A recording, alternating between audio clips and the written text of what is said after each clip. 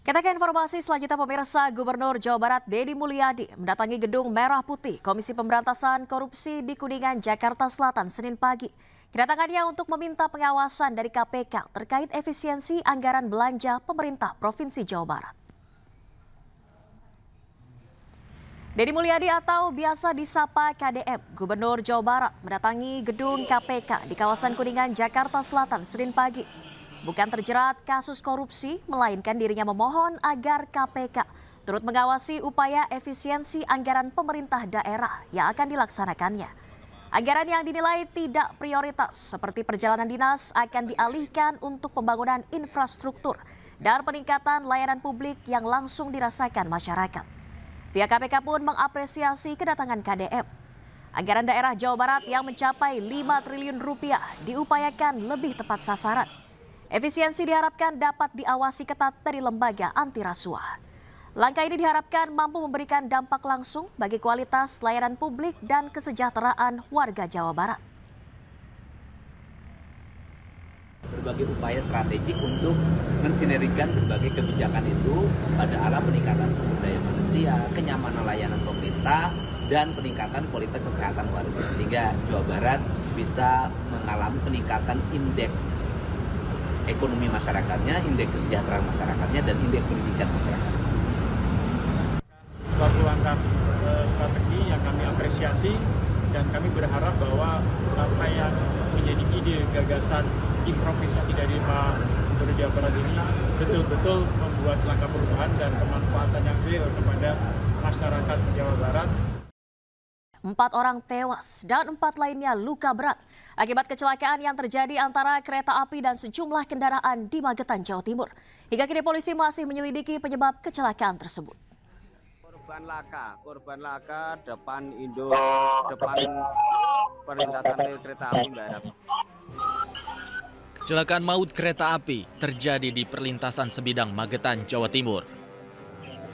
Akibat kecelakaan ini, 4 orang meninggal dunia, sementara 4 orang lainnya mengalami luka berat dan saat ini dirawat di RSUD Dr. Saidiman, Magetan.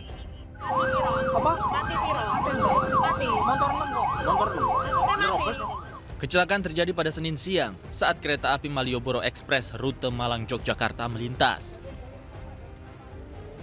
Pada saat bersamaan, palang pintu terbuka, kemudian sejumlah kendaraan melewati perlintasan tanpa mengetahui ada kereta yang lewat.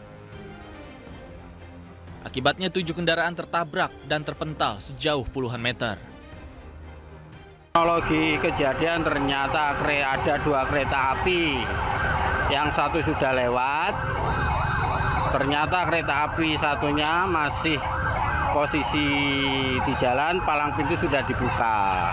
Akhirnya 8 motor ketabrak semua, tidak bisa menghindar. Diakibatkan kesalahan adalah di palang pintu kereta api yang dibuka akibat miskomunikasi 2 jalur kereta api. Saat ini seluruh korban meninggal dunia telah dievakuasi ke RSUD Dr. Saidiman. Sementara kasus ini kini ditangani oleh Polres Magetan. Dari Magetan, Jawa Timur, Tim Liputan iNews melaporkan.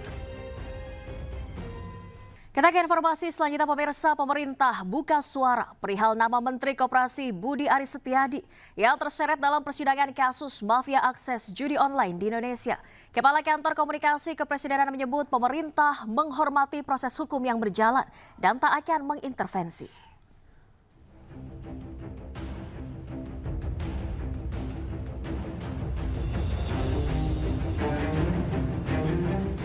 Nama Menteri Koperasi Budi Aris Setiadi muncul dalam surat dakwaan Jaksa Penuntut Umum di persidangan kasus judi online pegawai Kementerian Komunikasi dan Digital di Pengadilan Negeri Jakarta Selatan.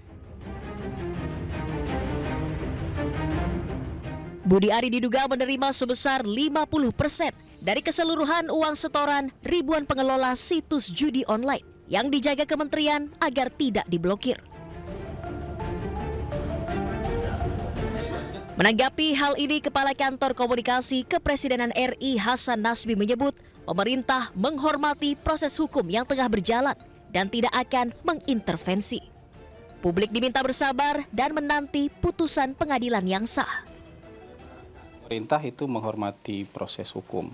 Jadi biarkan saja proses hukum ini berjalan dan kita yakin proses hukum ini akan membuka semuanya dengan terang benderang. Jadi yang salah akan dibilang salah di situ, yang tidak bersalah juga jangan dipaksakan jadi salah kan. Yang tidak bersalah juga nanti tentu akan terbukti tidak bersalah. Jadi kita tunggu saja proses-proses seperti ini dan kita harapkan masyarakat, teman-teman media juga memantau ini dengan proper. Jadi kita tunggu keputusan pengadilannya sehingga kita tidak mendahului keputusan pengadilan.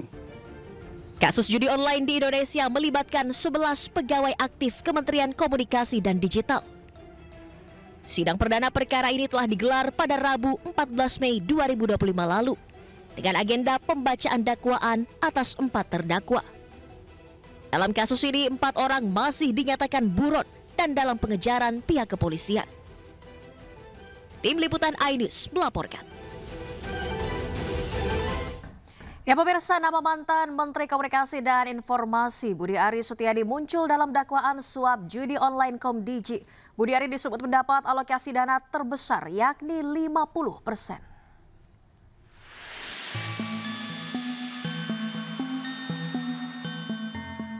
Nama mantan Menteri Komunikasi dan Informasi Digital Budi Aris Setiadi muncul dalam sidang dakwaan suap judi online di Pengadilan Negeri Jakarta Selatan pada Rabu 14 Mei 2025.